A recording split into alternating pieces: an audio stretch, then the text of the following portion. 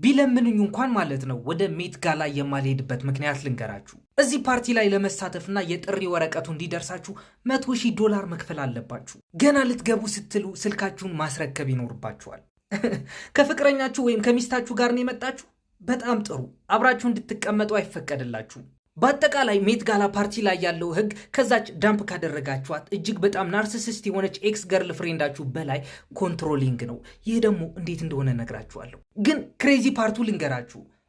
እነዚህ የምታዩዋቸው ፎቶውን ሳያስፈቅዱ ነው የተነሱት። ግን ኢንተርኔቱ እንደዛ በማድረጋቸው ዘነበባቸው። ሜት ጋላ ፓርቲ የሚካሄደው ሜይ ወር እንደገባ ያለችው የመጀመሪያዋ ሰኞ ላይ ነው። የሚካሄድበት ቦታ ደግሞ ኒውዮርክ በሚገኝ የሜትሮፖሊታን ሙዚየም ኦፍ አርት ውስጥ ነው። ይህ ሙዚየም ቀን ገብታችሁ ማታ ላይ ስታዩት ግን ወደ ጦር ሜዳ ተቀይሮ ነው የምታገኙት። የምን ጦር ሜዳ የምትሉኝ ከሆነ የቫዮለንስ ሳይሆን የስታተስ ነው። ይህ ኢቨንት የተጀመረው ደግሞ በ1948 ኦፍኮርስ እንደ ፈረንጆቹ ነው፣ በእህታችን በኤሊያኖር ላምበርት አማካኝነት ነበር። መግቢያ እንኳን የዛን ጊዜ $50 ነበረ። የአሁኑ ዓመት ግን $100,000 ገብቷል። አምና እንኳን ሳይቀር $75,000 ነበረ። ብቻችሁን አይደላችሁ የምትሄዱት? በጣም ጥሩ።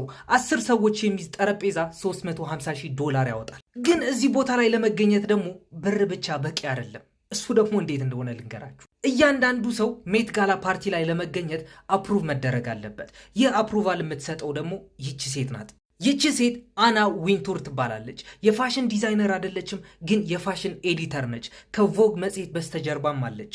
ሴሌብሪቲ ሆናችሁ እንኳን ብትመጡ ማለት ነው። ይኸውልሽ አናዬ፣ እኔ እኮ ቲክቶክ ላይ እና ኢንስታግራም ላይ በአጠቃላይ 50 ሚሊዮን ፎሎወር አለኝ ብትሏት እሷም እንደዛ ነው እንዲ ያልከኝ መኮንን። በል ቀጥል።